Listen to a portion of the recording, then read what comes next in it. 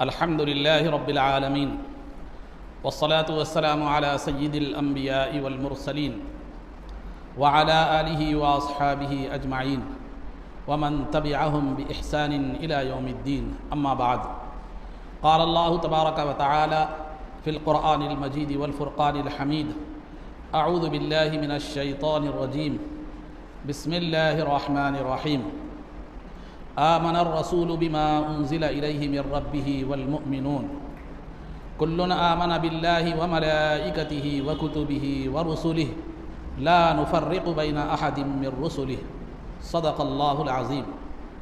قال الله تبارك وتعالى في شأن حبيبه صلى الله عليه وسلم إن الله وملائكته يصلون على النبي يا أيها الذين آمنوا صلوا عليه وسلموا تسليما.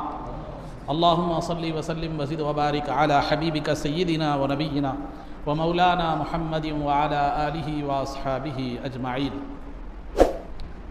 عزیزان محترم، اس سے قبل کے جمعہ میں آپ حضرات کے سامنے ایک مسلمان کو انبیاء اور رسولوں پر کیسے ایمان رکھنا چاہیے اس حوالے سے بات بیان کی گئی تھی. اب رہا آسمانی کتابوں کے تعلق سے ہمارا عقیدہ کیا ہونا چاہیے، اس حوالے سے بات بیان کی جائے گی. عزیزان محترم، اللہ رب العزت نے تقریباً 1,24,000 انبیاء علیہم الصلاۃ والتسلیم کو اس دنیا میں بھیجا، لوگوں کی ہدایت کے لیے، ان کی راہنمائی کے لیے. اور پھر انبیاء علیہم الصلاۃ والتسلیم کے ساتھ اللہ رب العزت نے کتابیں بھی نازل فرمائی، اور ان کتابوں میں شریعت، قانون اور زندگی گزارنے کا سلیقہ اور طریقہ اور لوگوں کے درمیان پیش آنے والے مسائل کا حل تھا. تو چنانچہ جو کتابوں کی تعداد ہے وہ 104 بتلائی گئی ہے. روایتوں میں آتا ہے کہ آسمانی کتابیں جو اللہ رب العزت نے نازل فرمائی ہے ان کی تعداد 104 ہے، لیکن ہمیں 104 کے عدد پر ایمان رکھنا نہیں ہے، بلکہ ہمیں اس طرح ایمان رکھنا ہے کہ اللہ نے جو بھی کتابیں اپنے انبیاء پر نازل فرمائی ہیں ہم ان پر ایمان رکھتے ہیں، یعنی ہم ان کو حق جانتے ہیں اور مانتے ہیں، اور اس میں جو بھی بیان کیا گیا ہے وہ مخلوق کے لیے ہدایت ہے. عزیزان محترم، کتابوں سے مراد وہ کتابیں ہیں جو انبیاء علیہم الصلاۃ والتسلیم پر نازل ہوئی ہیں. ہمیں جو ایمان رکھنا ہے، تورات آج بھی موجود ہے، انجیل آج بھی موجود ہے سب، لیکن آج کی تورات اور انجیل پر ہمیں ایمان نہیں رکھنا ہے، بلکہ انبیاء پر جو تورات اور انجیل اور زبور جو آسمانی کتابیں اتری ہیں ان کتابوں پر ہمیں ایمان رکھنا ہے. آج یہ کتابیں اپنی سوائے قرآن کے 104 کتابوں میں سوائے قرآن کے کوئی کتاب آج اپنی اصلی حالت پر باقی نہیں ہے. چنانچہ آپ دیکھیں گے کہ بائبل کے بھی 3-5 کتنے کی نسخے ہیں، اور ہر 10 سال میں جب کوئی نئی بائبل چھپتی ہے تو پھر جو ہے نا وہ تبدیلی اس میں برابر نظر آتی ہے. بلکہ سرکار کے زمانے میں خود جو ہے نا یہ تبدیلی ہمیں دیکھی گئی. ایک مرتبہ یہودیوں نے جو ہے نا ایک آدمی زنا کر دیا، زنا کرنے کے بعد یہودی مقدمہ سرکار کی بارگاہ میں لا کر پیش کیے کہ جو ہے نا ہم یہ آدمی نے زنا کیا ہے، اس کی کیا سزا ہے. تو سرکار نے تورات کے حوالے سے بتایا کہ تورات میں تو جو ہے نا اس کی سزا رجم ہے، یعنی پتھر مار کر ختم کرنا ہے، جس کو سنگسار کہتے ہیں. تو یہودیوں نے کہا کہ آپ تورات کا تو حوالہ دے رہے ہیں، لیکن ہماری تورات میں تو ایسا کوئی حکم نہیں ہے. تو سرکار دو عالم صلی اللہ علیہ وسلم نے تورات کا ایک نسخہ لیا اور بتایا کہ دیکھو یہاں پر موجود ہے. تو لہذا اس سے بھی یہ بات واضح طور پر معلوم ہوتی ہے کہ سرکار کے زمانے میں جو یہودیوں کے پاس تورات تھی وہ بھی تبدیل شدہ تھی. اب رہا سرکار کو اللہ رب العزت نے سرکار نے جو بتلایا کہ تمہاری تورات میں یہ جو ہے یہ چیز ہے، یہ حکم ہے، اس کی سزا یہ ہے، تو یہ اللہ رب العزت کی وحی کے ذریعے سے اللہ نے سرکار کو بتلا دیا تھا کہ تورات میں جو ہے نا یہ چیز ہے، یہ اس کا حکم ہے. تو لہذا الغرض عزیزان محترم، تو وہ تورات اور انجیل اور جتنی بھی آسمانی کتابیں ہیں سوائے قرآن کے آج اپنی اصلی حالت پر باقی نہیں ہیں، بلکہ ان میں تبدیلی کر دی گئی ہے، کیونکہ اللہ رب العزت نے ان کی حفاظت کا ذمہ ان کے علماء کے حوالے کر دیا تھا. قرآن میں اللہ کہتا ہے بِمَا اسْتُحْفِظُوا مِنْ کتاب اللہ، کہ جو ہے نا ان کو ان کی کتابوں کی، اللہ کی کتابوں کی حفاظت اللہ نے ان کے جو ہے نا علماء کو کر دی تھی، ان کے حوالے کر دی تھی. لہذا اللہ بعد میں ان علماء نے دنیاوی مفادات کی خاطر، دولت جو ہے نا شہرت کی خاطر انہوں نے ان کے احکامات کو کیا کر دیا، یا تو چھپا دیا یا تو بدل دیا. تو ہم جو ایمان لانا ہے، جو آج جو تورات اور انجیل ہے، یا جو 103 جو آسمانی کتابیں ہیں قرآن کو چھوڑ کر، وہ جو ہے نا ہمیں اس وقت جو ہے نا جو نازل ہوئی تھی انبیاء پر وہ آسمانی کتابوں پر ہمیں ایمان لانا ہے۔ اب قرآن تو سرکار کے زمانے میں بھی وہی تھا، اب بھی جو ہے نا وہی ہے، یہاں وقت کی قید لگانے کی ضرورت نہیں ہے۔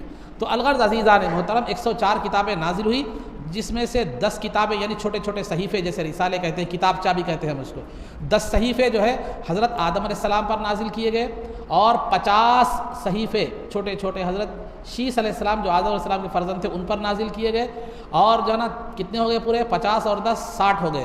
پھر 30 صحیفے حضرت ادریس علیہ السلام پر نازل کیے گئے، 90 ہو گئے، اور 10 صحیفے حضرت ابراہیم علیہ السلام پر نازل کیے گئے، جملہ 100 ہو گئے۔ تورات حضرت موسیٰ علیہ السلام پر نازل کی گئی، زبور حضرت داؤد علیہ السلام پر نازل کی گئی، اور انجیل حضرت جو ہے عیسیٰ علیہ السلام پر نازل کی گئی، اور قرآن کریم نبی پاک صلی اللہ علیہ وسلم پر نازل کیا گیا۔ یہ 4 جو ہے کتابیں ہوں گی، تو جملہ 104 کتابیں جو ہے نا آسمانی کتابیں ہیں، جن کی تعداد یہ ہے۔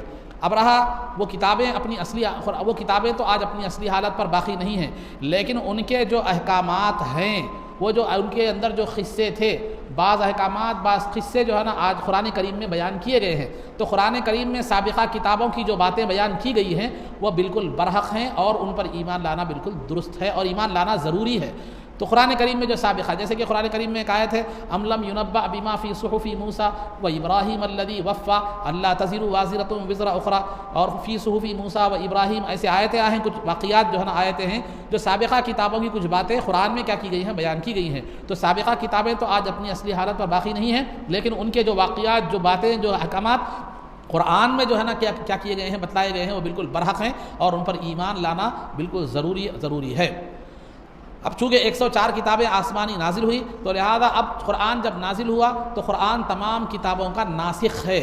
ناسخ کا مطلب یہ ہے کہ قرآن تمام کتابوں کو جو ہے نا کہ احکامات کو منسوخ کرنے والا، ختم کرنے والا ہے۔ یعنی سابقہ کتابوں پر آپ کو ایمان تو رکھنا ہے، لیکن اس کے احکام پر آپ کو عمل کرنے کی اجازت نہیں ہے۔ قرآن آنے کے بعد آپ قرآن پر کیا احکامات پر کیا کریں گے، عمل کریں گے، اور سابقہ کتابوں کی جو باتیں جیسے میں نے ابھی کہا ہے قرآن میں بیان کی گئی ہیں، تو وہ سابقہ کتابوں کی حیثیت سے نہیں بلکہ قرآن کی حیثیت سے کیا کی جائے گی، اس کو تسلیم کی جائے گی، مانی جائیں گی، وہ قرآن کا حصہ سمجھا جائے گا۔ توریت اگر زبور یا انجیل کی کوئی باتیں، سابقہ کتابوں کی کوئی بات قرآن میں اگر نازل ہوئی ہے، تو پھر وہ جو ہے نا اس کو تورات کی جو ہے نا عبارت کے حوالے سے یا زبور کے حوالے سے نہیں بلکہ قرآن کی آیت کے حوالے سے کیا کیا جائے گا، اس کو مانا جائے گا، تسلیم کیا جائے گا، اس پر عمل کیا جائے گا، اور اس پر ایمان رکھا جو ہے نا جائے گا۔ تو یہ کتابوں کے حوالے سے جو ہے نا یہ کیا عقیدہ رکھنا ہے۔ خلاصہ گفتگو یہ ہے کہ کتابیں، آسمانی کتابیں 104 ہیں، لیکن ہمیں بغیر کسی عدد کو متعین کیے کہ اس پر ایمان رکھنا ہے، اور ہمیں ایمان وہ کتابوں پر رکھنا ہے جو انبیاء پر نازل ہوئی، نہ کہ آج کی کتابوں پر۔ قرآن آپ کوئی سی بھی ہو، سرکار کی پر جب نازل ہوئی تھی وہ حیثیت سے بھی قرآن کو مانیں یا آج کی حیثیت سے بھی قرآن کو مانیں، قرآن میں تبدیلی نہیں ہوئی، کیونکہ اللہ نے اس کی حفاظت کا ذمہ بھی جو ہے نا لیا ہے۔ قیامت تک قرآن کیا ہوگا، محفوظ رہے گا۔ تو بہرحال سابقہ کتابوں پر اگر آپ ایمان رکھنا ہے تو نبی پر جو نازل ہوئی ہیں وہ کتابوں پر رکھنا ہے، آج جو موجود ہیں وہ کتابوں پر جو ہے نہیں ہے۔ تو بہرحال یہ چند باتیں جو ہے نا کتابوں پر ایمان لانے کے حوالے سے بتلائی گئی۔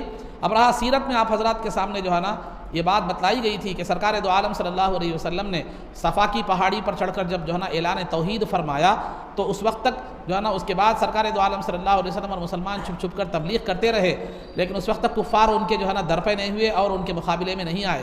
لیکن جب اسلام پھیلنے لگا اور جو ہے نا مسلمانوں کی تعداد بڑھنے لگی، تو کفار کو فکر لاحق ہوئی کہ اب اسلام کو روکنا چاہیے۔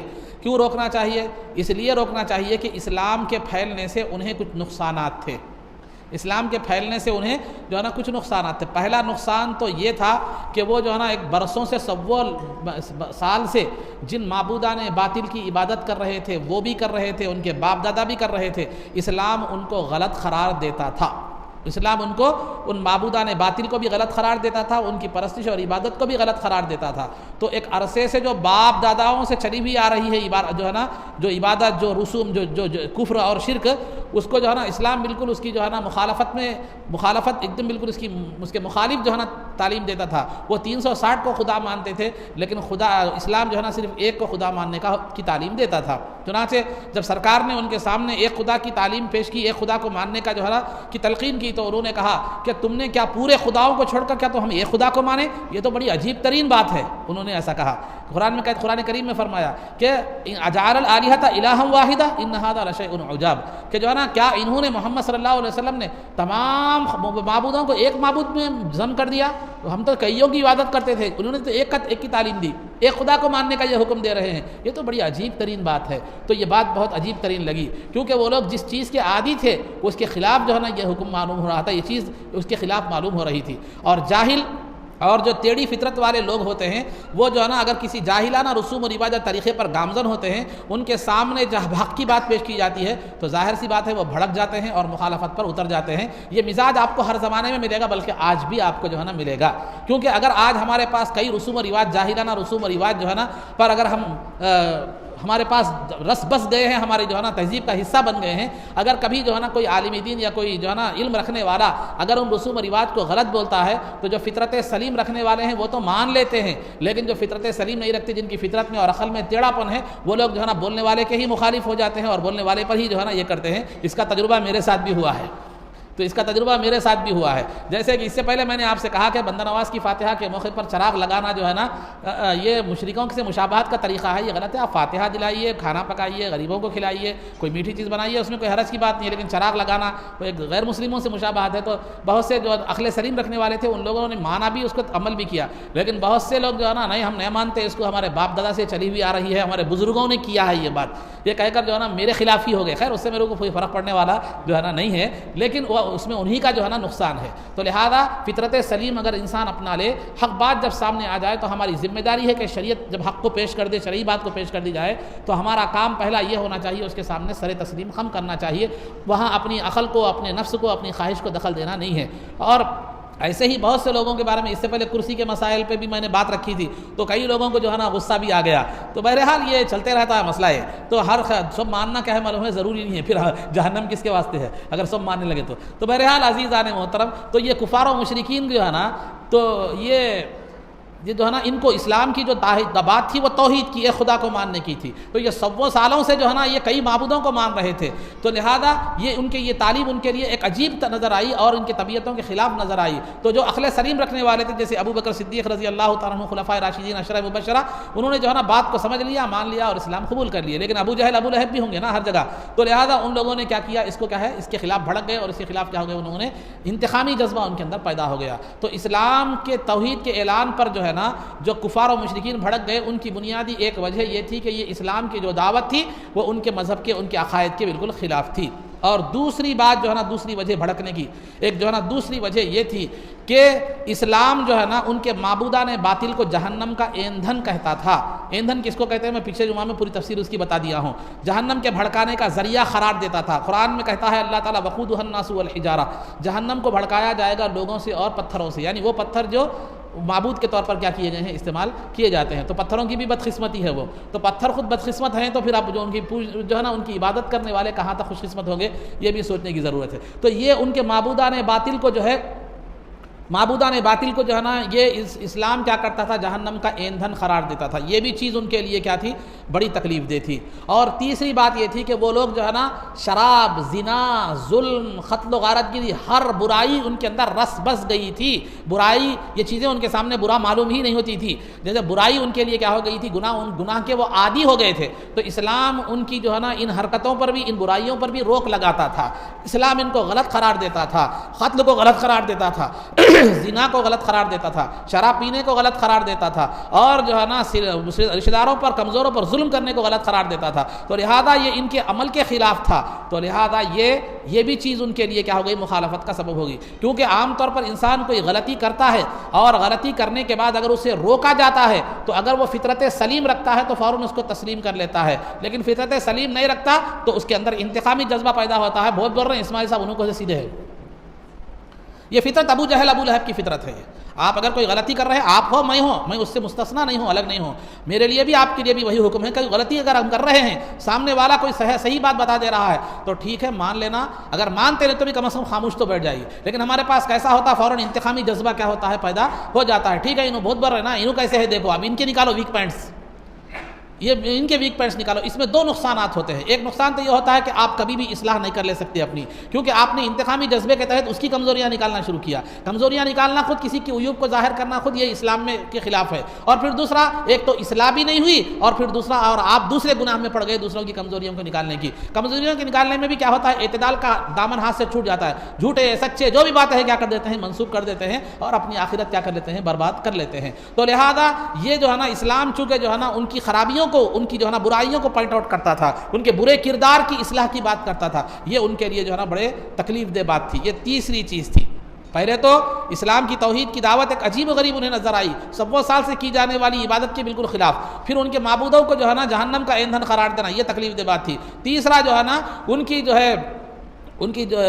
کے جو برے اخلاق پر جو ہے نا انسان اسلام کیا کرتا تھا, روک لگاتا تھا. اور چوتھی چیز جو ان کے نفس کشی کا سبب بنتی تھی, جو ان کے دل کو ٹھیس پہنچاتی تھی, وہ یہ تھی کہ یہ قریش کے لوگ, یہ جو عرب کے مکہ کے لوگ جو تھے, ان کو جو ہے نا مکے کی رکھوالی کے, مکے کے اطراف و اکناف ہونے کی وجہ سے, مکے کی جو ہے نا انتظامات کی وجہ سے, مکے کے متولی ہونے کی وجہ سے ان قریش کو جو ہے نا ایک عرب کے دیگر علاقوں میں ایک مقام, ایک اقتدار حاصل تھا, ایک عزت تھا. لوگ ان کو سردار کی حیثیت سے کیا کرتے تھے, دیکھتے تھے. اگر ہم اسلام لا لیں تو ہماری یہ سرداری ختم ہو جائے گی, ہماری یہ پوزیشن ختم ہو جائے گی, کیونکہ غلام مصطفیٰ بن کر رہنا پڑے گا. سرکار دو عالم صلی اللہ علیہ وسلم کی غلامی کو اپنانا پڑے گا. ان کی غلامی کو اپنانا یہ ہمارے اقتدار کا خاتمہ ہے. وہ اس طرح سمجھتے تھے اپنی کم عقلی کے لحاظ سے. لیکن جو ہے نا ان کی غلامی کو جو ہے نا اپنانا یہ اقتدار کا خاتمہ نہیں تھا, عارضی اقتدار کو چھوڑ کر ہمیشہ کے اقتدار پر جو ہے نا کو اپنانا تھا. کیونکہ جو ان کے غلام ہوتے ہیں وہ دنیا کے امام ہوتے ہیں. اس کے بعد دیکھیے ابو جہل ختم ہو گیا, ابو لہب ختم ہو گیا, عتبہ شیبہ ختم ہو گئے, ان کی سرداری اور اقتدار کیا ہو گیا, ختم ہو گیا. لیکن ابو بکر خلیفہ وقت کی حیثیت سے رہے,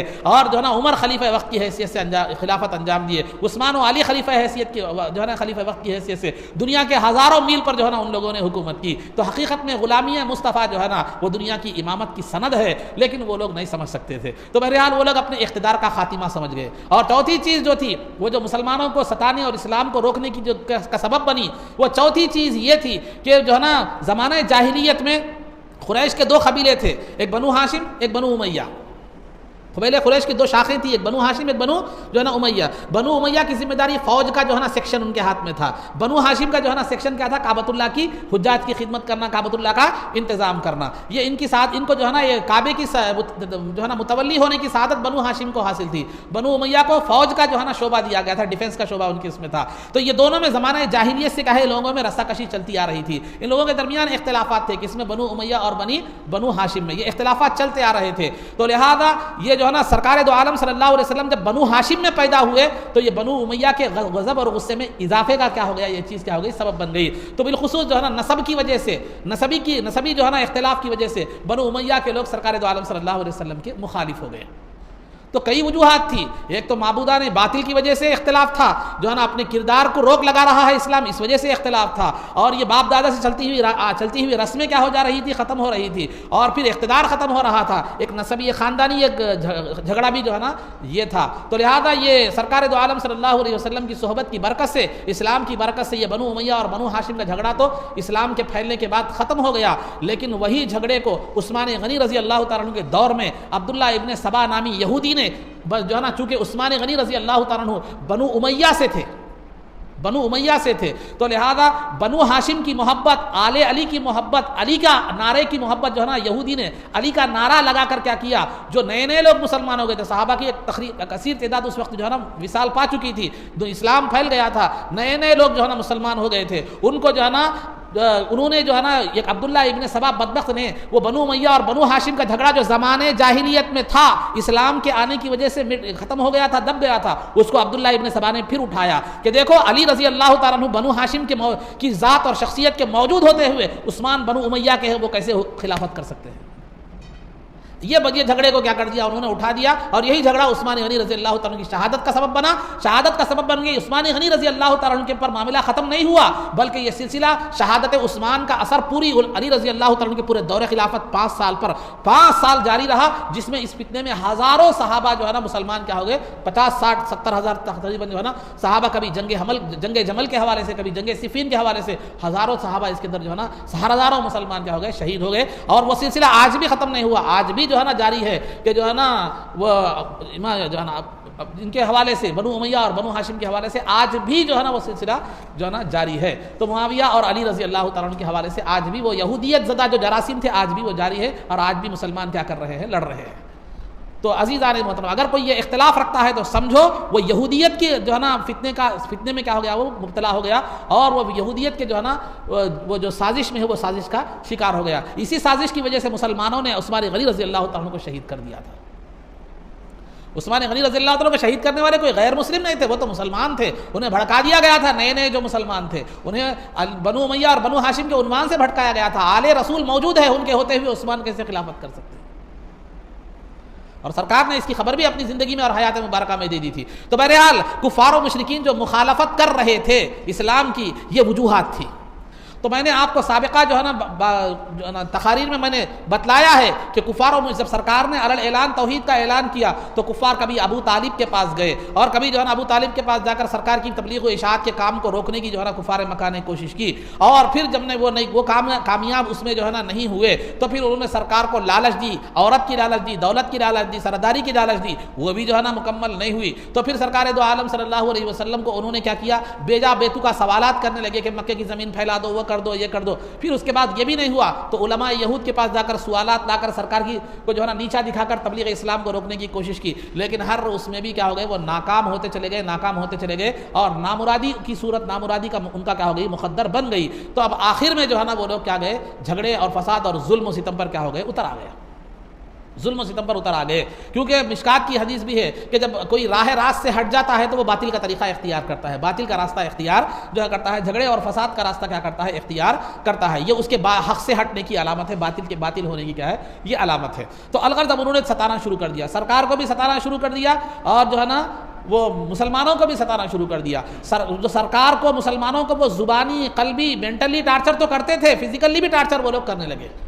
جیسے میں نے سابق میں کہا تھا کہ سرکار دو عالم صلی اللہ علیہ وسلم بازاروں میں جاتے، لوگوں کے اجتماعات میں جاتے، جا کے کہتے ہیں کہ یا ایھا الناس قولوا لا الہ الا اللہ تفلحوا، کہ اے لوگوں جو ہے نا لا الہ الا اللہ کہو، کلمہ طیبہ پڑھو تو کامیاب ہو جاؤ گے. تو ایک پیچھے ایک آدمی کہتا یہ پھرتا تھا ایک بدبخت کہ جو ہے نا لوگوں اس کی بات مت مانو، یہ صابی ہے، بددین ہے، یہ جھوٹا ہے. سمجھو ایسے اس طرح کی جو نا سرکار کو ذہنی طور پر، قلبی طور پر تو زبانی تکلیفیں وہ دیا ہی کرتے تھے، لیکن سرکار کو انہوں نے بے انتہا جسمانی تکلیفیں بھی دی. تکلیفیں ایسی ہیں کہ جو ہے نا بیان کرنے میں بھی بسا اوقات کیا ہوتی ہے؟ ہمت نہیں ہوتی. وہ چہرے مبارک جس کے بارے میں، جس پر سرکار جو ہے نا، جس کی اللہ رب العزت والضحیٰ کے ذریعے سے قسم کھاتا ہے، جس کی قسمیں میرا رب کھاتا ہے، کیسی دلکش میرے سرکار کی صورت ہوگی. یہ بدبخت جن کے اس چہرے کو دیکھ کر ایمان مداروں کو صحابیت کا مقام حاصل ہوتا تھا، بھوکوں کو چہرہ دیکھ کر تسکین نصیب ہوتی تھی، غمزدوں کے غمزدہ غم کیا ہو جاتے تھے؟ اس مبارک چہرے کو دیکھ کر دور ہو جایا کرتے تھے. جس مبارک چہرے کے دیدار سے رنج و علم چھٹ جایا کرتے تھے، یہ بدبخت جو ہے نا اس چہرے مبارک پر نعوذ باللہ تھوکا کرتے تھے، اور آپ پر مٹی ڈالا کرتے تھے، مٹی ڈالا کرتے تھے. راستہ چلتے تو راستے میں کانٹے بچھاتے تھے، اور چلتے رہتے تو پیچھے سے پتھر مارا کرتے تھے. اور نماز کے لیے جب کھڑے ہوتے، سجدے میں جاتے تو اونٹ کی غلاظت جس میں ہوتی ہے، جس کو ہم بنتا کہتے ہیں یا اوج کہتے ہیں، وہ لا کر پیٹھ پر رکھ دیتے تھے. اور سرکار دو عالم صلی اللہ علیہ وسلم کی گلے مبارک میں چادر ڈال کے اس طرح کھینچتے کہ وہ نقشے والی چادر، بل بوٹی چادر کے جو ہے نا اثرات گلے پر پڑ جاتے، گلا کھینچا جاتا. اس کے باوجود بھی سرکار دو عالم صلی اللہ علیہ وسلم بڑے صبر و تحمل کے ساتھ تمام چیزیں برداشت کرتے تھے. مختار کائنات، اللہ رب العزت کی مخلوق میں سب سے محبوب ترین ذات جو ہے نا، ان کا ساتھ ان کا معاملہ، ان بدبختوں کا معاملہ یہ تھا. کیونکہ جب انسان کی جو ہے نا بدبختی کا وقت آ جاتا ہے، جب محرومی کا وقت آ جاتا ہے، تو مراتب اس کو نظر نہیں آتے، مقامات نظر نہیں آتے. تو بہرحال یہ سرکار کے ساتھ ان کا جو ہے نا معاملہ تھا. اور اس کے بعد مسلمانوں کے ساتھ تو ان کا معاملہ بہت زیادہ تھا، ہر مسلمان کو وہ تکلیف دیا کرتے تھے. لیکن مظلوموں میں سب سے زیادہ سر فہرست جو تھے تو وہ حضرت بلال رضی اللہ تعالیٰ عنہ تھے، حضرت عمار رضی اللہ تعالیٰ عنہ تھے، حضرت صہیب رضی اللہ تعالیٰ عنہ تھے. ان لوگوں کو تکلیفیں، اس طرح کی تکلیفیں دیا کرتے تھے. کسی کو کیا کرتے تھے؟ گرم عرب کی ریتی کیسی ہوتی ہے، عرب کی جو ہے نا گرمی کیسی ہوتی ہے. آج جو حجاج اکرام جو حج کو گئے ہیں وہ جانتے ہیں کہ کیسی گرمی تھی. تو ویسی سخت گرمی میں گرم ریت پر یا گرم پتھروں پر لٹا دیتے ننگی پیٹھ، اور اوپر کیا کر دیا جاتا؟ پتھر رکھ دیا جاتا، اوپر پتھر رکھ دیا جاتا. کسی کو جلتے ہوئے انگاروں پر رکھ دیا جاتا، اور اس طرح لٹایا جاتا کہ چربی پگھل کر جو ہے نا انگار بجھ جایا کرتے تھے. اور بلال رضی اللہ تعالیٰ عنہ کے گلے میں رسی ڈال کر بچوں کے حوالے کر دیا جاتا تو بلال رضی اللہ تعالیٰ عنہ کو بچے کھینچتے ہوئے لے جاتے، جس طرح نعوذ باللہ ایک جو ہے نا غیر انسانی مخلوق کو کیا کیا جاتا ہے، کھینچ کر لے جایا جاتا ہے۔ وہ الفاظ بھی میں بتانا نہیں چاہ رہا ہوں۔ تو بہرحال عزیزان محترم، تو غیر انسانی سلوک جو ہے نا ان کے ساتھ کیا جاتا، اور تپتی ہوئی ریت میں لوہے کا جو ہے نا ہیلمٹ پہنا کر ٹھہرا کر دیا جاتا، جس کی گرمی سے دماغ میں جو ہے نا دماغ پکنے لگتا، دماغ جو ہے نا سند ہو جاتا، دماغ پر کے۔ اور یہاں تک کہ جو ہے نا یہ مظلوموں میں مردوں میں تو یہ جو ہے نا یہ تھے حضرات تھے کہ بلال رضی اللہ تعالیٰ عنہ، جو ہے نا خباب رضی اللہ تعالیٰ عنہ، اور صہیب رضی اللہ تعالیٰ عنہ، عمار رضی اللہ تعالیٰ عنہ، یہ جو ہے نا یہ تو تمام مسلمانوں کو ظلم کا شکار بنایا گیا تھا، لیکن یہ سر فہرست تھے یہ مظلوم حضرات۔ جب صہیب رضی اللہ تعالیٰ عنہ ہجرت کرنے لگے تو کفار و مشرکین آ کر کہا انہوں نے کہ دیکھو اگر تم جانا چاہتے ہو مکے سے، مال دولت جائیداد تب ہم چھوڑ دو گے، ایک چیز نہیں لے کر جاؤ گے۔ تو صہیب رضی اللہ تعالیٰ عنہ نے دنیا کی دولت کو لات مار دیا اور ہجرت کے لیے نکل پڑے۔ جب مدینہ منورہ پہنچے تو سرکار نے کہا کہ صہیب اپنے جو ہے نا کاروبار میں کامیاب رہا کہ اس نے دنیا کو دے کر جو ہے نا دین کی آخرت کیا کر لی، حاصل کر لی۔ تو عمار رضی اللہ تعالیٰ عنہ یہ مکے کے رہنے والے نہیں تھے، باہر سے ان کے والد آ کر بس گئے تھے، تو یہاں جو ہے نا ان کا کوئی رشتہ دار وغیرہ نہیں تھا، بے سہارا تھے، کوئی رشتہ دار قبیلہ نہیں تھا، جن کے رشتہ دار تھے وہ قبیلے جو ہے نا پھر بھی بچانے کی امید تھی، لیکن ان کی کوئی بچانے والا ان کو جو ہے نا نہیں تھا، ان پر ظلم و ستم کے اور پہاڑ ڈھائے جاتے تھے۔ عمار رضی اللہ تعالیٰ عنہ کو ستایا جاتا تھا، آپ کے والد جو یاسر رضی اللہ تعالیٰ عنہ تھے ان کو تو مار کر جو ہے نا مار کر ماروں کی تاب نہ لا کر وہ جو ہے نا شہید ہو گئے۔ اور جو ہے نا آپ کی والدہ بی بی سمیہ رضی اللہ تعالیٰ عنہ کو ابو جہل بدبخت لعین نے جو ہے نا ناف کے نیچے نیزے سے چھید مارے کئی، جس کی وجہ سے آپ شہید ہو گئیں۔ یہ اسلام کی پہلی شہید خاتون تھی۔ پھر خواتین میں جو تھی جو ہے نا یہ سمیہ رضی اللہ تعالیٰ عنہ مظلوموں میں سب سے زیادہ تھی، زنیرہ رضی اللہ تعالیٰ عنہ، لبیبہ رضی اللہ تعالیٰ عنہ، یہ خواتین تھی جو ہے نا تمام، ویسے تو ہر ایک پر ظلم ہوتا تھا لیکن یہ سر فہرست مظلوموں میں یہ تھے۔ تو بہرحال ہر طرح سے تکلیفیں دی جا رہی، ہر طرح سے ستایا جانے لگا۔ جب ظلم و بربریت کی انتہا ہو گئی تو رسول پاک صلی اللہ علیہ وسلم نے مسلمانوں کو حبشہ کی جانب ہجرت کرنے کا حکم دیا۔ حبشہ کی جانب، یہ نبوت کا 5واں سال تھا، نبوت کا 5 یعنی اعلان نبوت جو آپ نے فرمایا، اس کے اعلان نبوت کے بعد جو سال کی کاؤنٹنگ ہوتی ہے وہ جو ہے نا نبوی کی حیثیت سے ہوتی ہے۔ تو اعلان نبوت کے 5ویں سال میں سرکار دو عالم صلی اللہ علیہ وسلم نے مسلمانوں کو حبشہ کی جانب ہجرت کرنے کا حکم دیا۔ وہاں حبشہ کی جانب ہجرت کرنے کی 2 وجوہات بتلائی جاتی ہے حکم دینے کی۔ ایک وجہ تو یہ تھی کہ حبشہ سے مسلمان مانوس تھے، مقام سے بھی مانوس تھے، جیسے آپ حیدرآباد سے مانوس ہیں۔ حیدرآباد آپ کو کوئی نیا نہیں دکھتا، اب بنگلور جاؤ بولو آپ، ادھر جاؤ دوسری طرف جاؤ ذرا، آپ کو نئے نئے مقامات دکھتے ہیں۔ تو ایک تو مقام سے جو ہے نا مسلمان مانوس تھے، اور دوسرا وہاں کا بادشاہ جو تھا جو ہے نا نجاشی تھا، تو وہ جو ہے اس کا نام نجاشی تھا، تو وہ جو ہے نا ایک انصاف پسند بادشاہ تھا اور رحم دل بادشاہ تھا، اور اس کی سلطنت میں کسی پر کوئی ظلم جو ہے نا نہیں ہوتا تھا۔ تو لہذا وہاں جا کر مسلمان اسلام پر عمل پیرا رہ سکے، اسلامی عبادات وغیرہ اچھی طرح ادا کر سکے، اسی لیے مسلمانوں کو سرکار نے حبشہ جانے کا حکم دیا۔ تو پہلی مرتبہ جو قافلہ گیا اس میں 11 مرد اور 4 عورتیں تھیں۔ جب یہ گئے وہاں پر جب گئے تو جب معلوم ہوا کفار مکہ کو کہ مسلمان ہجرت کر کے حبشہ کو جا رہے ہیں تو وہ ان کا پیچھا کیے، لیکن جو ہے نا جب تک وہ آتے مسلمانوں کے پاس پہنچتے مسلمان جو ہے نا چلے جا چکے تھے، مسلمان انہیں نہیں ملے۔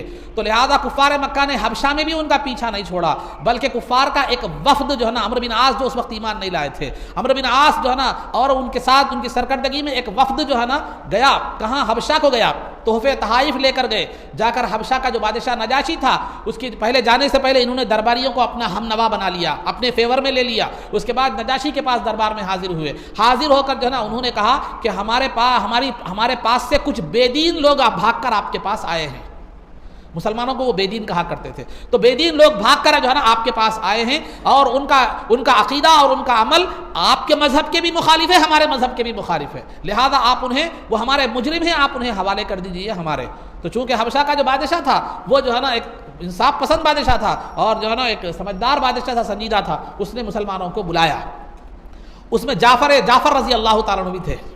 جعفر رضی اللہ تعالیٰ عنہ سے اس نے سوال کیا، تو جعفر رضی اللہ تعالیٰ عنہ نے بڑے بہترین انداز میں تقریر کی اس کے دربار میں، نجاشی کے دربار میں۔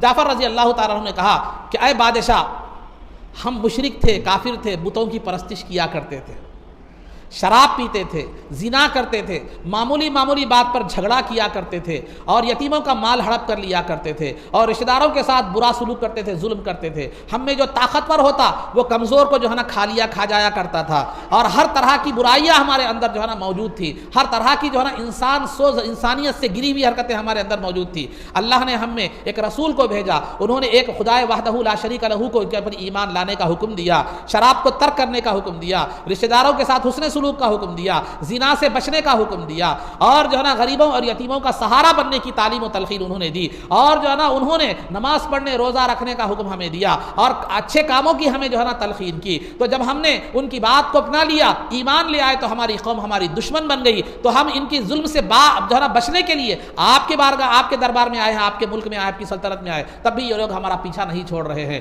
تو جب بادشاہ نے یہ بات سنی تو جو ہے نا وہ بڑا متاثر ہوا، اور اس نے کفار مکہ سے کہا کہ جاؤ، میں انہیں چھوڑنے والا نہیں ہوں۔ جب پہلے مرتبہ دربار میں وہ لوگ جو ہے نا نامراد ہو کر واپس چلے گئے، تو پھر جو ہے نا دوسرا ہتھ کنڈا انہوں نے بادشاہ کے ذہن میں یہ ڈالا کہ ان لوگوں کا جو عقیدہ ہے وہ تمہارے عقیدے سے جو ہے نا بالکل مختلف ہے، کیونکہ اس وقت عیسائیوں کا عقیدہ کیا تھا کہ عیسیٰ علیہ السلام اللہ کے بیٹے ہیں، یا تین خداؤں کے قائل تھے، تین خداؤں میں ایک خدا عیسیٰ علیہ السلام بھی ہے، جیسے میں نے پیچھے بتایا ہے آپ کو۔ تو بہرحال وہ قائل تھے، لیکن بادشاہ کا عقیدہ صحیح تھا، نجاشی کا عقیدہ جو ہے نا وہ صحیح تھا۔ تو وہ پھر بہکا دیا گیا کہ ان کا عقیدہ آپ کے عقیدے کے خلاف ہے، تو پھر دوسری مرتبہ دربار میں طلب کیا گیا جعفر رضی اللہ تعالیٰ عنہ کو اور مسلمانوں کو۔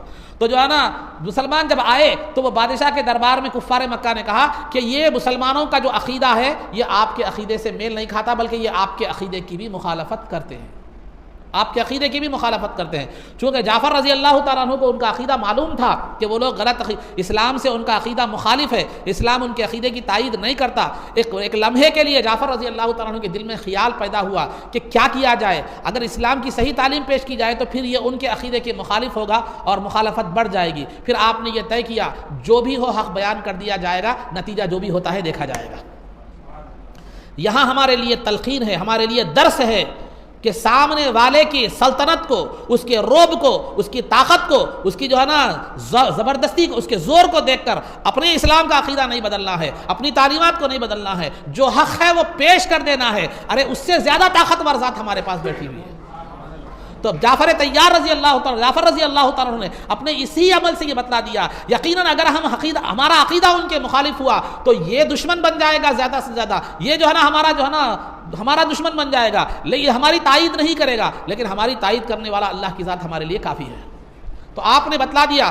اس بادشاہ نے جعفر رضی اللہ تعالیٰ سے پوچھا کہ آپ کے پاس وہ کلام ہے جو ہے نا محمد صلی اللہ علیہ وسلم نے پیش کیا ہے؟ تو جعفر رضی اللہ تعالیٰ عنہ نے سورہ مریم کی ابتدائی آیتیں اس کے سامنے پڑھ کر سنائی۔ تو جو ہی سورہ مریم اس نے سنا تو جو ہے نا بڑا وہ قرآن اللہ کے کلام کو سن کر بڑا اس پر ایک رقت، ایک کیفیت طاری ہوگی، اس پر بھی، اس کے درباریوں پر بھی۔ پھر اس کے بعد اس نے پوچھا کہ عیسیٰ علیہ السلام کے تعلق سے تمہارا عقیدہ کیا ہے؟ تو آپ نے فرمایا ہمارے اسلام میں عیسیٰ علیہ السلام کا تعلق سے ہمارا عقیدہ یہ ہے کہ وہ اللہ کے بندے ہیں اور اس کے رسول ہیں، اللہ کے بندے ہیں اور اس کے رسول ہیں۔ اللہ نے بذریعہ جبرائیل ان کی والدہ بی بی مریم علیہ السلام کے گریبان میں روح کو پھونکا، جس کی وجہ سے کیا ہو گیا، وہ حاملہ ہو گئی اور عیسیٰ علیہ السلام پیدا ہو گئے۔ یہ اسلام کا عقیدہ ہے۔ تو بادشاہ نے زمین سے تنگا اٹھا کر کہا اس سے زیادہ عیسیٰ علیہ السلام کے تعلق سے اور کوئی عقیدہ نہیں ہے۔ یہ جو عقیدہ یہ بیان کر رہے ہیں بالکل عین یہ عقیدہ بالکل ایسا ہی ہے عیسیٰ علیہ السلام کے تعلق، لیکن درباریوں میں کچھ اس کے مخالف عقیدہ رکھنے والے بھی تھے، سب گڑبڑ شروع کر دیے، مخالفت شروع کر دیے۔ تو بادشاہ نے اس کی پرواہ نہیں کی اور کفار سے کہا جاؤ، مسلمانوں کو میں تمہارے حوالے کرنے والا نہیں ہوں، چلے جاؤ۔ تو کفار نامراد ہو کر کیا ہو گئے، وہاں سے لوٹ گئے۔ ایک غصہ تھا ناکام ہونے کا، جا کر مکے میں اور زیادہ ظلم و بربریت کا بازار انہوں نے کیا کر دیا، گرم کر دیا اور ستانے لگے مسلمانوں کو۔ تو پھر رسول پاک صلی اللہ علیہ وسلم نے دوسری مرتبہ مسلمانوں کو جو ہے ہجرت کا حکم دیا۔ پہلی مرتبہ 11 مرد اور 4 عورتیں ہجرت کی تھی، دوسری مرتبہ 83 مرد اور جو ہے نا 18 عورتوں نے جو ہے حبشہ کی جانب دوبارہ کیا کی، ہجرت کی۔ یہ نبوت کا 5واں سال تھا، حبشہ کی جانب جو ہجرت کا حکم دیا گیا یہ 5 نبوی یعنی اعلان نبوت کا 5واں سال تھا۔ یہ چند باتیں سیرت کے حوالے سے اور عقیدے کے حوالے سے بتلائی گئی۔ آپ کو صحت کے آداب اس سے قبل بیان کیے جا رہے تھے۔ صحت کے آداب میں سے ایک ادب جو ہے نا یہ ہے کہ اپنے مریضوں کی صحت کے مطابق انہیں کیا کریں، غذا فراہم کریں۔ مریضوں کی صحت کے مطابق کیا کرے؟ غذا فراہم کرے. اگر انہیں جو چیز نقصان پہنچاتی ہے اس نقصان سے انہیں کیا کرے؟ پرہیز کرائے. خود آپ بھی مریض ہیں تو جو ہے نا آپ کیا کریں؟ جو چیزیں آپ کے لیے نقصان دی جاتی ہیں وہ کیا ہے؟ اس سے پرہیز کرے. کیونکہ ترمذی میں اللہ سرکار دو عالم صلی اللہ علیہ وسلم کا ارشاد ہے، ترمذی شریف کی حدیث ہے، وَلِنَفْسِكَ عَلَيْكَ حَقٌّ، تیری جان کا بھی تجھ پر حق ہے. تو لہذا اللہ نے جو نعمتیں دی ہیں، ہاتھ، آنکھ، زبان، منہ، یہ جو بھی نعمتیں دی ہیں، ان کی قدردانی اور ان کی حفاظت یہ آپ کی پاس امانت ہے، اور جو ہے نا اس کی حفاظت آپ کی ذمہ داری ہے. تو لہذا جو ہے نا مریض جب مریض ہو جائے، اگر آپ خود مریض ہیں تو ایسی چیزوں سے پرہیز کریں جو آپ کے لیے نقصان دہ ہیں. اور جو ہے نا اگر کوئی دوسرے مریض ہیں تو ان کو جو ہے ایسی غذا فراہم کریں جو کیا کریں آپ ان کے لیے فائدہ مند ہو، ان کے لیے نقصان دہ جو ہے نا نہ ہو. چنانچہ حدیث شریف میں سرکار دو عالم صلی اللہ علیہ وسلم فرمایا، لا تکرہوا مرضاکم علی الطعام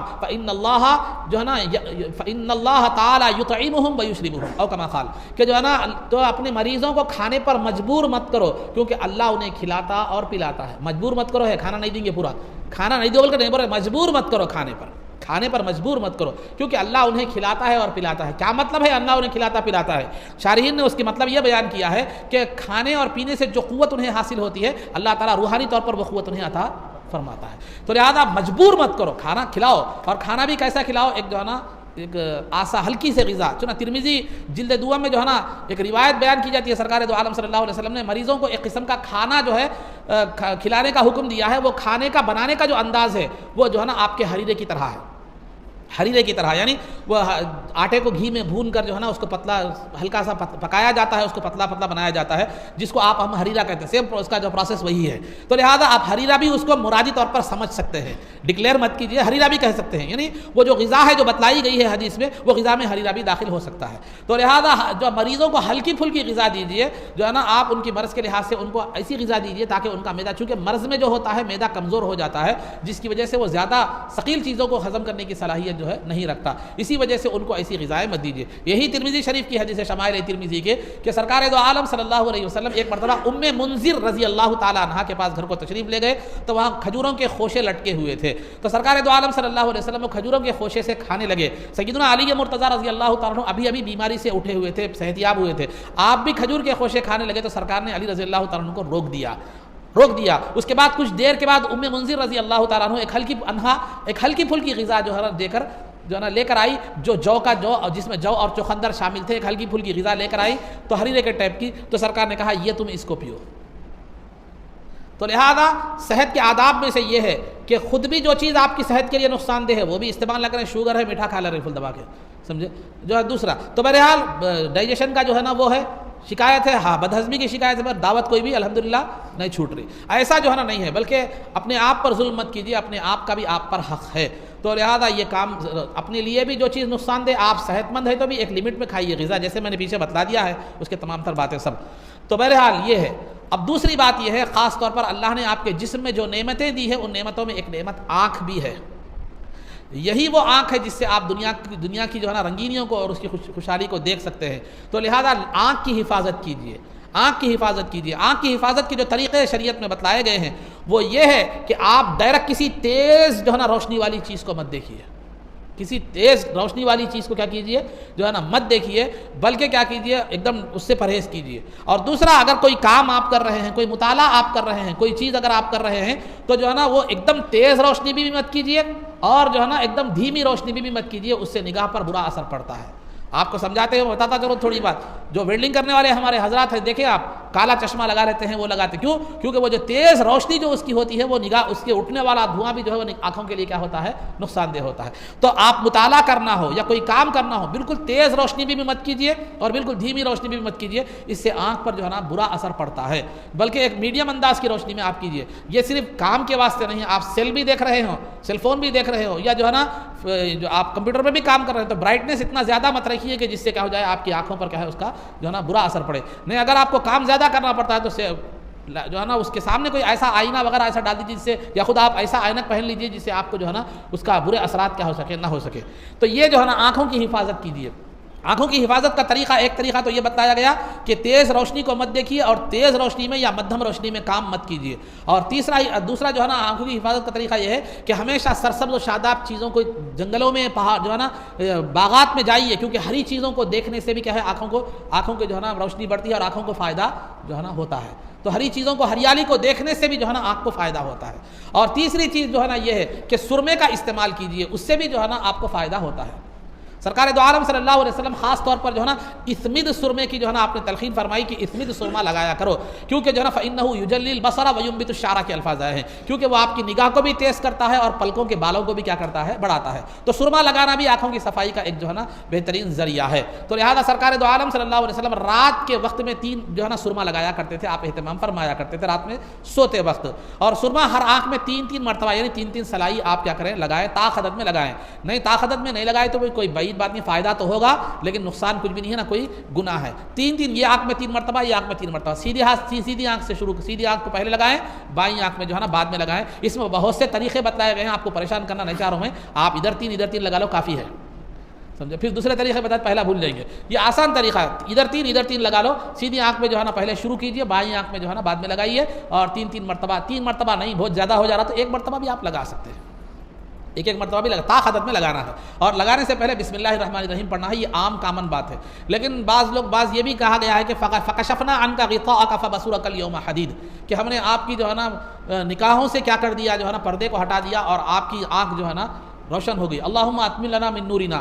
یہ خیر یہ روایتوں میں تو اس کی کوئی ذکر ایسا پڑھنے میں میری ناقص مطالعے میں تو یہ چیز نہیں آئی، لیکن یہ قرآن کی آیتیں ہیں اور اس کی برکت اس سے حاصل ہو سکتی ہے. معنی بھی اس کے اچھے ہیں کہ ہم نے آپ کی نگاہوں سے پردے کو ہٹا دیا تو آج کی نگاہیں، آپ کی نگاہیں تیز ہو گئی. اللہم اتمم لنا من نورنا، اے اللہ ہمارے نور کو، یہ جو ہے نا ایک دعا ہے، قرآن کی آیت نہیں ہے، یہ دعا ہے. اے اللہ ہماری جو ہے نا نور کو، ہماری روشنی کو کیا کر دے، مکمل فرما. یہ بھی اگر چاہے تو پڑھ سکتے ہیں، لیکن عام طور پر ہر اچھے کام کے لیے بسم اللہ الرحمن الرحیم پڑھنا یہ تو عام احادیث سے کیا ہے، ثابت ہے. تو بسم اللہ بھی آپ پڑھ سکتے ہیں. تو سرما لگائیے.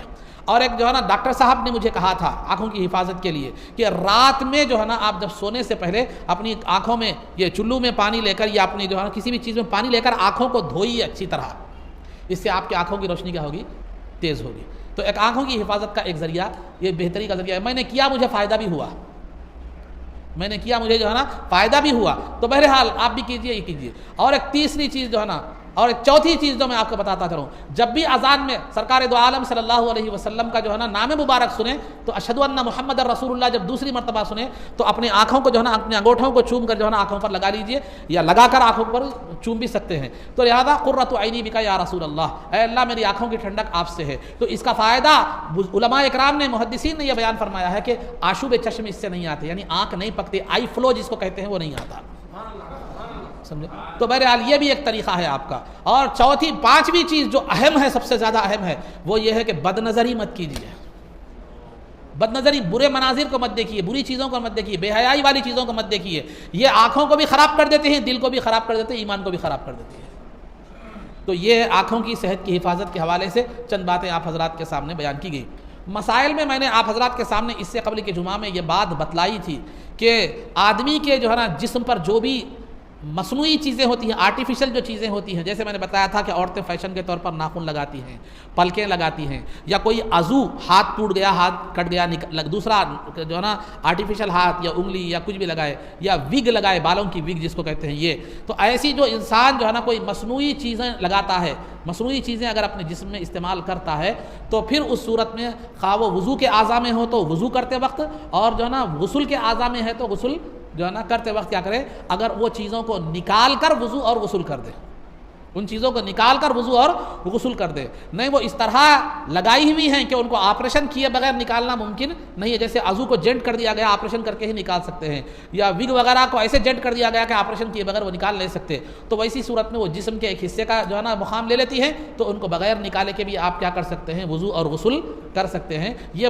جو ہے نا مختصر طور پر میں کئی باتوں کو آپ نے بیان کیا، اس میں تھوڑی باریکیاں بھی ہے، اس کی آپ کو ضرورت نہیں ہے، میں محتاط جو قول تھا وہ میں نے آپ کو کیا کر دیا ہے، بیان کر دیا ہے۔ تو خلاصہ گفتگو کیا ہے کہ وضو اور غسل کے اعضاء پر کوئی آرٹیفیشل چیزیں، مصنوعی چیزیں لگی ہوئی ہے، خواہ وہ عضو ہو یا کوئی بھی چیز ہو جس سے پانی نہیں پہنچ سکتا، پانی پہنچ جاتا ہے تو پھر آپ کو کوئی نکالنے کی ضرورت نہیں ہے، پانی نہیں پہنچتا ہے تو پھر آپ کو وہ چیزیں یا تو آسانی سے نکال سکتے ہیں یا وہ بغیر آپریشن کے نکال نہیں سکتے یا بغیر تکلیف کے نکال نہیں سکتے، تو آسانی سے نکال سکتے ہیں تو نکال کر وضو اور غسل کرنا چاہیے، نہیں وہ بالکل پرماننٹ طور پر اس کو جو ہے نا جوڑ دیا گیا ہے، نکالنا مشکل ہے، تو پھر اس صورت میں اسی پر وضو اور غسل کیا کر سکتے ہیں، یہ پیچھے بتائی گئی تھی۔ اور وگ کے معاملے میں تھوڑا سا ایک بات یاد رکھیے، تو جو وگ آپ لگاتے ہیں، نقلی بال جو لگاتے ہیں، وہ بال میں دو باتیں یاد رکھیے، ایک تو یہ کہ وہ انسان کے بال نہ ہو، اور دوسرا وہ خنزیر یعنی سور کے بال نہ ہو، انسان کے بال نہ ہو اور خنزیر کے بال نہ ہو۔ یہ مسئلہ، یہ بھی اس بات پہ احتیاط جو ہے نا کیجیے، کوئی بھی بال ہو، وگ کوئی بھی خالی سر کی ہو، بھووں کی ہو، مونچھ ہو، داڑھی ہو، جو بھی لگاتے ہو آپ، تو بہرحال یہ بال جو استعمال کرتے ہیں، وہ عورتیں چوٹی میں ڈالتی ہوں، اس سے پہلے بھی میں نے اس کی وضاحت کی ہے، تو جو ہے نا عورتیں، بہرحال انسان کے بال نہیں ہونے چاہیے، وہ خنزیر کے بال نہیں ہونے چاہیے، آرٹیفیشل جو ہے نا اون وغیرہ کے جو بھی ہو سکتے ہیں دوسرے استعمال کر سکتے ہیں۔ اب رہا آج مسائل میں جو میں نے بتایا ہے، پٹی پر زخم اگر ہو جائے تو کیا کرنا چاہیے، اس کے مسائل۔ اگر آپ کے جو ہے نا ہاتھ پر زخم ہو جائے، تو اگر زخم ہو جائے تو اس کی دو صورتیں ہیں، خواہ وہ زخم کی شکل میں ہو، ہاتھ ٹوٹ گیا ہو، جو بھی ہو، زخم یا تو دکھائی دیتا ہے جلد پر یا دکھائی نہیں دیتا، اندرونی زخم ہو، ظاہری زخم ہو، تو کیا کرنا چاہیے؟ تو زخم اگر ہو جائے تو یا تو دو صورتیں ہیں اس کی، آپ پٹی بندھے ہوئے ہوں گے یا پٹی بندھے ہوئے نہیں ہوں گے۔ اگر آپ پٹی بندھے ہوئے نہیں ہیں، زخم پر پٹی بندھی ہوئی نہیں ہے، تو آپ اگر اس زخم کو دھو سکتے ہیں تو دھو لیجئے، پانی بہا سکتے ہیں تو، رگڑ کر نہیں دھو سکتے تو پانی بہا دیجئے، نہیں پانی بھی نہیں بہا سکتے آپ تو کیا کر دیجئے، مطلب آزو بازو کا پورا حصہ دھو لیجئے، زخم پر جو ہے نا کچے ہاتھ سے کیا کر دیجئے، مسح کر لیجئے۔ نہیں کچے ہاتھ سے بھی مسح نہیں کر سکتے، کچے ہاتھ سے بھی مسح نہیں کر سکتے، چھوڑ دیجئے۔ یہ وہ زخم ہے جس کی پٹی بندھی ہوئی نہیں ہے، پٹی بندھی ہوئی نہیں ہے، پہلے یاد رکھنا، وہ زخم جس کی پٹی بندھی ہوئی نہیں ہے اس کو یا تو دھونا ہے، دھونا، پانی سے دھونا نقصان پہنچاتا ہے تو اطراف و اکناف کا جو صحیح حصہ ہے اس کو دھو دے، زخم پر کچے ہاتھ سے مسح کرے۔ اگر نہیں کچے ہاتھ سے مسح بھی نہیں کر سکتے تو باقی کا حصہ پورا دھو کر وہ حصہ کیا کر دے، چھوڑ دیں۔ یہ اس زخم کے مسائل ہیں جس کو پٹی نہیں باندھی گئی ہے۔ اگر پٹی باندھی گئی ہے زخم پر، اگر زخم پر پٹی باندھی گئی ہے تو اس کی تین صورتیں ہیں، یا تو وہ پٹی کھول نہیں سکتے آپ، پٹی کھول، جیسے بینڈیڈ لگا دیے، کھول دیے تو زخم کچا ہو جاتا، یا پٹی چپکی ہوئی ہے، کھینچنے سے کیا ہوتا، پھر زخم کچا ہو جاتا۔ تو پٹی بندھی ہوئی ہے لیکن کھولنا مشکل ہے، کھولنا ممکن نہیں ہے یا نقصان دہ ہے، تو کھولنا نقصان دہ ہے، یا تو کھولنا تو نقصان دہ نہیں ہے لیکن باندھنے نہیں آتا، کوئی باندھنے والا بھی نہ ہو، جیسے بدے وغیرہ لگاتے ہیں، ہاتھ ٹوٹ گئے تو وہ ترکیب سے ایک خصوصی انداز میں پٹی باندھی جاتی ہے جو ہر ایک کو نہیں آتی، تو پٹی نکالنا مشکل ہو، زخم پر پٹی بندھی ہوئی ہے، پٹی بندھے ہوئے مسائل بتا رہا ہوں میں، زخم پر پٹی بندھی ہوئی ہے، پٹی نکالنا مشکل ہے، ایک صورت، نکالنا تو مشکل نہیں ہے لیکن باندھنا مشکل ہے، تو یہ دونوں صورتوں میں آپ کیا کریں گے، پٹی پر ہی مسح کریں گے۔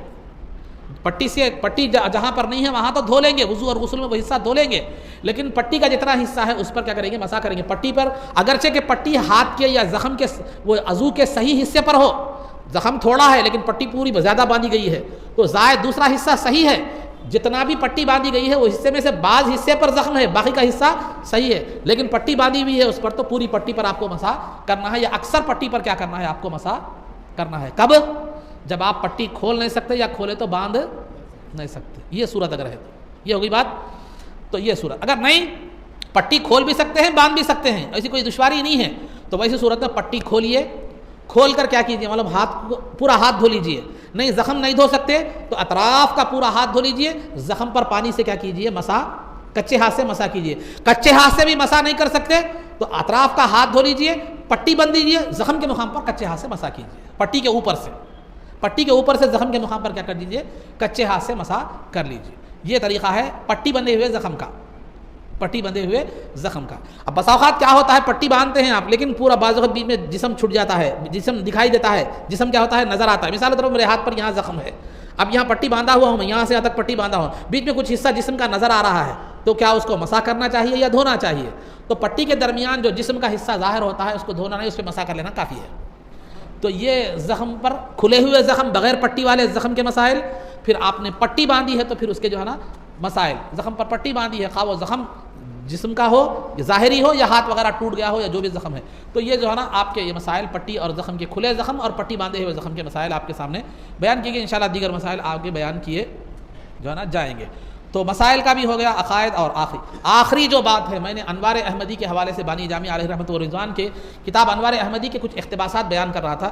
گزشتہ میں نے جو ہے نا کچھ روایتیں آپ کے سامنے ذکر کی تھی کہ حضرت عمر رضی اللہ تعالیٰ عنہ نے کعب بن احبار رضی اللہ تعالیٰ عنہ کے حوالے سے ایک روایت بیان کی تھی کہ ابراہیم علیہ السلام کو ایک پتھر ملا جس پر یہ لکھا ہوا تھا کہ جو ہے نا انی انا اللہ لا الہ الا انا، کہ میں ہی اللہ ہوں، میرے علاوہ کوئی خدا نہیں ہے. وہ محمد رسولی، اور محمد صلی اللہ علیہ وسلم میرے رسول ہیں. طوبیٰ لمن آمن بہ واتبعہ، خوشخبری ہے اس آدمی کے لیے جو آپ پر ایمان لائے اور جو آپ کی اتباع کیے. یہ ایک روایت تھی. اور دوسری روایت یہ بھی تھی کہ سلیمان علیہ السلام کی انگوٹھی پر لا الہ الا اللہ محمد رسول اللہ لکھا ہوا تھا.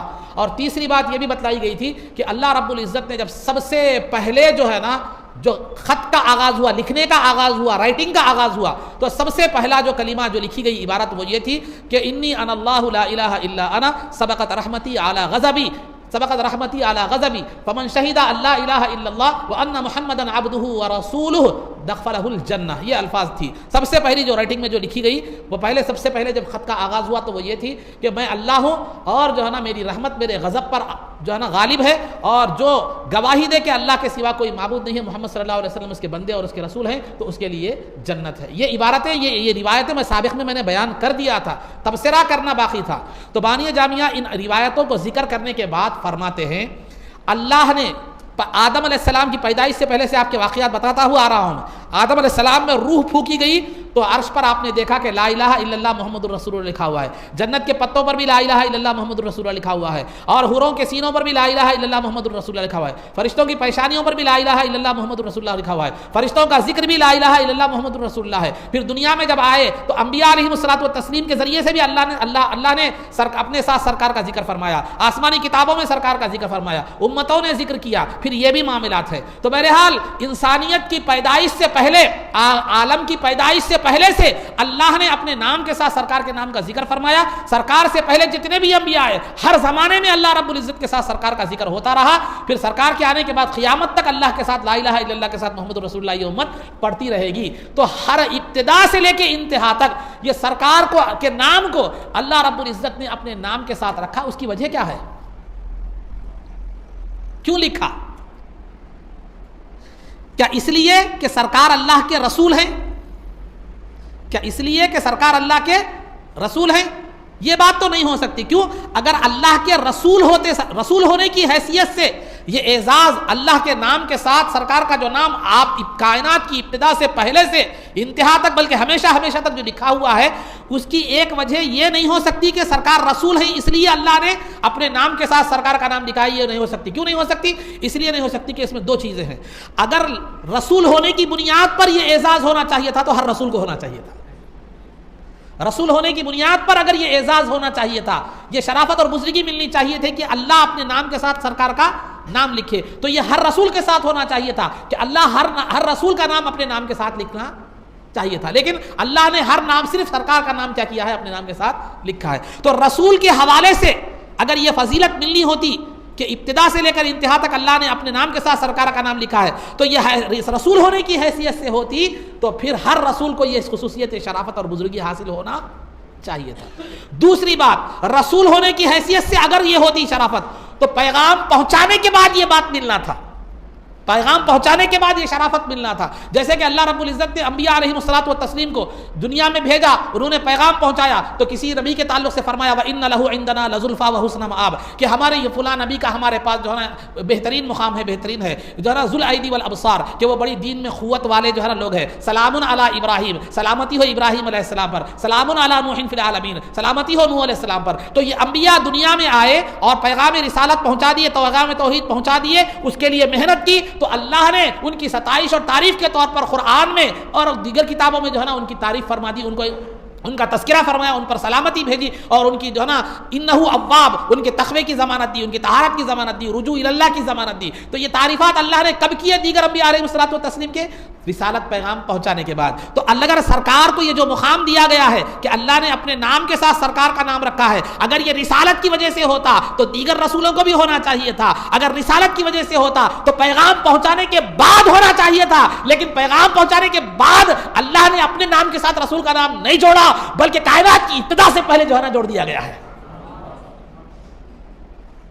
جیسے آپ کوئی اچھا کام کرے تو شاباش بولتے ہیں، انعام دیتے ہیں یا کچھ بھی ایسا ہوتا، تو یہ کام کے بعد ہے، یہ کام کے بعد۔ تو رسول کی حیثیت سے اللہ نے یہ مراتب عطا نہیں فرمائے۔ ٹھیک ہے، کیا اللہ کے مقرب بندے ہونے کی حیثیت سے، اللہ کے مقرب بندے ہونے کی حیثیت سے اللہ نے کیا کیا؟ یہ عطا فرمایا۔ ارے بندہ کس کو کہتے ہیں؟ جیسے آپ سنے بندہ روح اور جسم کا نام ہے، تو یہ آدم علیہ السلام کی پیدائش سے پہلے، بشریت کے آغاز سے پہلے، کائنات کی آغاز سے پہلے اللہ رب العزت نے اپنے نام کے ساتھ سرکار کا نام رکھا ہے۔ اگر بندگی کی بنیاد پر رہتا تو بندگی کے بعد دینا تھا نام۔ آپ اللہ کے بندے ہیں، اس بنیاد پر اگر یہ شرافتیں دی جاتی تو یہ جو ہے نا بندگی کے بعد دینا تھا، اللہ کی بندگی کے بعد دینا تھا۔ تو جبکہ یہ نام اس وقت دیا گیا، یہ مقام اس وقت دیا گیا جبکہ بندگی کا تصور بھی نہیں تھا۔ اور تیسرا، کیا عبادت کی بنیاد پر دیا گیا؟ نہیں، عبادت کی بنیاد پر نہیں دیا گیا۔ عبادت تو آج سرکار پیدا ہونے کے بعد، دنیا میں آنے کے بعد عبادت کی ہے۔ یہ مقام تو کائنات کی پیدائش سے پہلے دیا گیا۔ تو نتیجہ یہ نکلا کہ سرکار کو یہ جو مقام دیا گیا ہے، نہ رسالت کی بنیاد پر دیا گیا، نہ بندگی کی بنیاد پر دیا گیا، نہ عبادت کی بنیاد پر دیا گیا۔ تو پھر کس بنیاد پر دیا گیا؟ یہ بنیاد اس بنیاد پر دیا گیا کہ سرکار اللہ کے محبوب ہے، محبوبیت کی بنیاد پر دیا گیا، کیونکہ علم الہی میں اس وقت بھی محبوب تھے جبکہ کائنات ابھی پیدا بھی نہیں ہوئی تھی۔ تو محبوبیت کی بنیاد پر یہ مقام دیا گیا۔ تو نتیجہ یہ نکلا، مقام جو انسان حاصل کرتا ہے، انسان جو مرتبہ حاصل کرتا ہے، وہ ایک کسبی ہوتا ہے جو محنت اور جدوجہد سے حاصل کیا جاتا ہے، ایک وہابی اور عطائی ہوتا ہے جو بغیر محنت کے عطا کیا جاتا ہے۔ تو اللہ نے سرکار کو یہ جو مقام عطا فرمایا، یہ کسبی نہیں تھا، محنت کی بنیاد پر نہیں تھا، وہابی اور عطائی تھا، اللہ نے اپنے فضل سے عطا فرمایا۔ یہ فرمانے کے بعد یہ الفاظ میرے بھی ہیں، اس میں باری جامعہ کا مفہوم میں بتا رہا ہوں، آپ کو مفہوم بتا رہا ہوں۔ میں بعض اوقات باتوں کو سمجھانے کے لیے مثالیں بھی دیتا ہوں اس میں، لیکن مفہوم وہی ہوتا ہے۔ الفاظ اور باتیں کچھ دلائل میں بھی جو ہے نا آپ کو سمجھانے کے لیے دیتا ہوں۔ تو یہ باری جامعہ نے کہا۔ تو بہرحال نتیجہ کیا نکلا؟ سرکار کو یہ جو مقام ملا کسبی نہیں ہے، وہابی عطائی ہے، گفٹ ہے، گفٹ ہے۔ اور یہ دینے کے بعد سرکار فرماتے ہیں، جب یہ سرکار کو جو مراتب اللہ نے دیے ہیں، مراتب جو اللہ نے دیے، کسی نبی کو وہ مرتبہ حاصل نہیں ہے۔ کسی نبی کا ذکر کائنات سے پہلے نہیں ہے، کسی نبی کا ذکر سرکار کے اتنا نہیں ہے، کسی نبی کا مرتبہ سرکار کے اتنا نہیں ہے۔ تو نتیجہ کیا نکلا؟